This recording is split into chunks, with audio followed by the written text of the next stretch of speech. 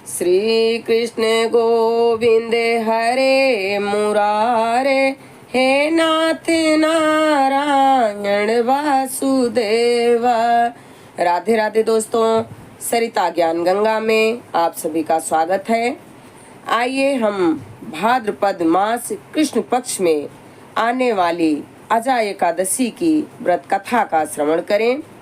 युधिष्ठिर जी ने पूछा, जनार्दन, अब मैं यह सुनना चाहता हूँ कि भाद्रपद मास के कृष्ण पक्ष में कौन सी एकादशी होती है, कृपया करके मुझे बताइए।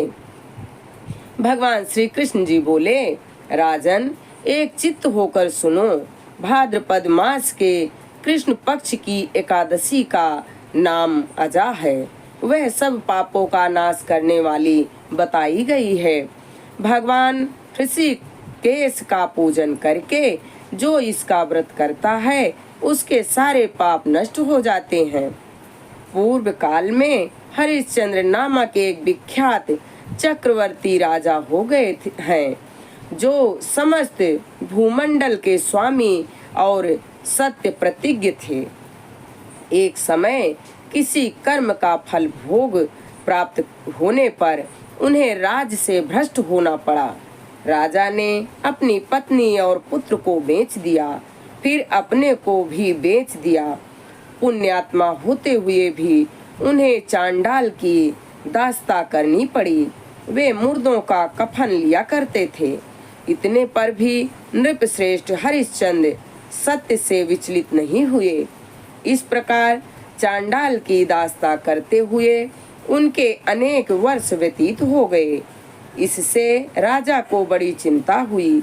वे अत्यंत दुखी होकर सोचने लगे, क्या करूं, कहां जाऊं, कैसे मेरा उद्धार होगा। इस प्रकार चिंता करते करते वे शोक के समुद्र में डूब गए। राजा को शोकातुर जानकर महर्षि गौतम उनके पास आए। श्रेष्ठ ब्राह्मण को अपने पास आया हुआ देखकर नृपश्रेष्ठ ने उनके चरणों में प्रणाम किया और दोनों हाथ जोड़ गौतम के सामने खड़े होकर अपना सारा दुखमय समाचार कह सुनाया। राजा की बात सुनकर गौतम ने कहा, राजन, भादों के कृष्ण पक्ष में अत्यंत कल्याणमयी अजा नाम की एकादशी आ रही है, जो पुण्य प्रदान करने वाली है।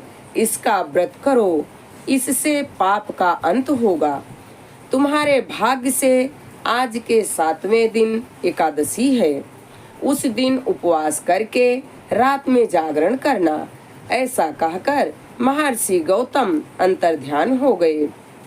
मुनि की बात सुनकर राजा हरिश्चंद्र ने उस उत्तम व्रत का अनुष्ठान किया। उस व्रत के प्रभाव से राजा सारे दुखों से पार हो गए। उनके पत्नी पुनः प्राप्त हुई और पुत्र का जीवन मिल गया। आकाश में दुंदुभियां बज उठी। देवलोक से फूलों की वर्षा होने लगी। एकादशी के प्रभाव से राजा के निष्कंटक राज्य प्राप्त किया और अंत में वे पुरजन तथा परिजन के साथ स्वर्गलोक को प्राप्त हो गए। राजा युधिष्ठिर, जो मनुष्य ऐसा व्रत करते हैं वे सब पापों से मुक्त हो स्वर्गलोक में जाते हैं। इसके पढ़ने और सुनने से अश्वमेध यज्ञ का फल मिलता है। यहाँ पर अजा एकादशी व्रत कथा संपन्न हुई। हरे राम